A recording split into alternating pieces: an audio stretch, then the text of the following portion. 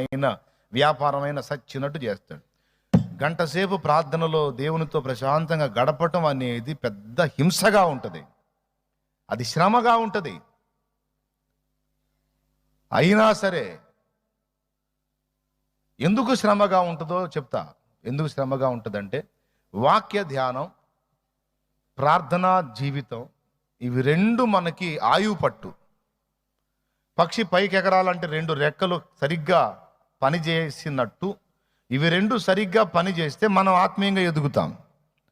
అందుకని దేనిలో కదిలించని దయ్యాలు, దేనిలో మనల్ని ఇబ్బంది పెట్టని దయ్యాలు, మనం వాక్య ధ్యానం అన్నా ప్రార్థనా జీవితం అన్నా వాటికి మొత్తానికి ఇక షేక్ స్టార్ట్ అయింది. ఇవి రెండు కూడా దేవుడు మనం దేవుడు కలుసుకునే ఘట్టాలు. ప్రార్థన జీవితం అంటే మనం దేవుడితో మాట్లాడుకునే అనుభవం, వాక్య ధ్యానం అంటే దేవుడు మనతో మాట్లాడే అనుభవం. మనం దేవునితో మాట్లాడితే దేవుడు భూమి మీద కొన్ని కార్యాలు చేస్తాడు. దేవుడు మనతో మాట్లాడితే మనం నూతన సృష్టిగా మారిపోతాం. దేవుడు మనతో ఎంత మాట్లాడితే అంత మార్పు కలుగుతూ ఉంటుంది మన జీవితంలో. శూన్యంలో ఆయన మాట్లాడాడు, సృష్టి వచ్చేసింది.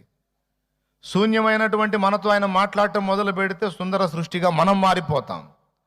అందుకని దేవుడు మనతో మాట్లాడటం దయ్యాలకు ఇబ్బందే, మనం దేవుడితో మాట్లాడటం కూడా దయ్యాలకు ఇబ్బందే. కానీ మనకు అదే ఆయువు పట్టు. అవి రెండు ఆగిపోయినాయంటే టోటల్ నీ ఆత్మీయ జీవితం అంతా ఇక భ్రష్టు పట్టినట్టే.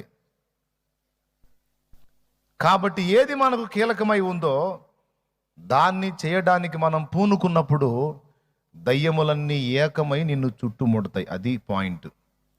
అందుకే ఎక్కడా నిద్ర రాదు, వాక్య దగ్గరకు వచ్చేటప్పటికి నిద్ర వచ్చింది. ఎక్కడా విసుగు కలగదు, ఎక్కడా అసహనం కలగదు. కానీ ప్రార్థనా జీవితంలో విసుగు అసహనం రెండు కలుగుతాయి. ఎంతమంది ఒప్పుకుంటారు?